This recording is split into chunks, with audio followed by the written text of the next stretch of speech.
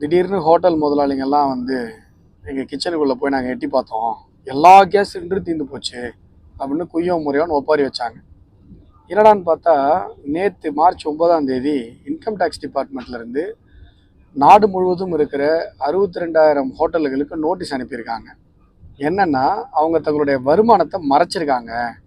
Fake bills மூலமாக அவங்க வந்து கவர்மெண்ட்டுக்கு கட்ட வேண்டிய டேக்ஸை எவாய்ட் பண்ணியிருக்காங்க அப்படின்னு சொல்லி ஏஐ எனேபிள்டு சிஸ்டம் மூலமாக இன்கம் டேக்ஸ் டிபார்ட்மெண்ட் கண்டுபிடிச்சி ஒரு 62 ஹோட்டல்களில் சர்வே பண்ணுறாங்க.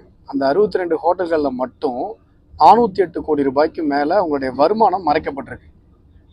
அதுக்காக நேற்று நோட்டீஸ் அனுப்பியிருக்காங்க. நேற்று மதியம் மெயில் மூலமாக அந்த நோட்டீஸ் எல்லா ஹோட்டல்களுக்கும் வந்திருக்கு. நேற்று நைட்லேருந்து கேஸ் சிலிண்டர்லாம் தீர்ந்து போச்சு அப்படின்னு சொல்லி இவங்க ஒப்பாரி வைக்க ஆரம்பிச்சிட்டாங்க. இதில் நமக்கு என்ன இதில் பிரச்சனை அப்படின்னு பார்த்தோம், நம்ம ஒரு சாப்பாடு 100 ரூபாய்க்கு விற்கிதுன்னு வைங்களேன், அதில் 5 ரூபாய் டேக்ஸ். அந்த 100 ரூபாய் சாப்பாட்டில் அந்த 100 ரூபாங்கிறதே அவங்களுக்கு உண்டான லாபத்தையும் சேர்த்த தொகை தான். அதுக்கு மேலே அவங்க 5 ரூபா நம்மகிட்ட வாங்குறது, நீங்கள் கொடுக்குற இந்த 5 ரூபாயை நாங்கள் கவர்மெண்ட்டுக்கு டேக்ஸாக கட்டுறோம் அப்படின்னு சொல்லி தான் நம்மகிட்ட வாங்குறாங்க.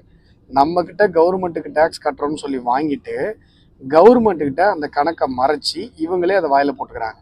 அதாவது ஒரு ஹோட்டலில் 200 பேர் சாப்பிட்றாங்க அப்படின்னு சொன்னால் வெறும் 100 பேர் சாப்பிட்ட மாதிரி கணக்கு காட்டி அந்த மிச்சம் இருக்கிற 100 பேர் சாப்பிட்டதற்கான அந்த டேக்ஸ் 5 ரூபாய் இருக்குல்ல, அதை ஹோட்டலே அபகரிச்சுக்குது. இது எவ்வளோ பெரிய ஊழல்!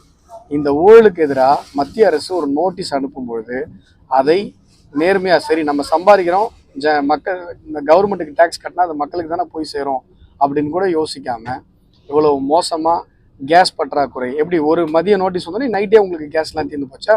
கேஸ் பற்றாக்குறை வந்துச்சா? ஏன் சார்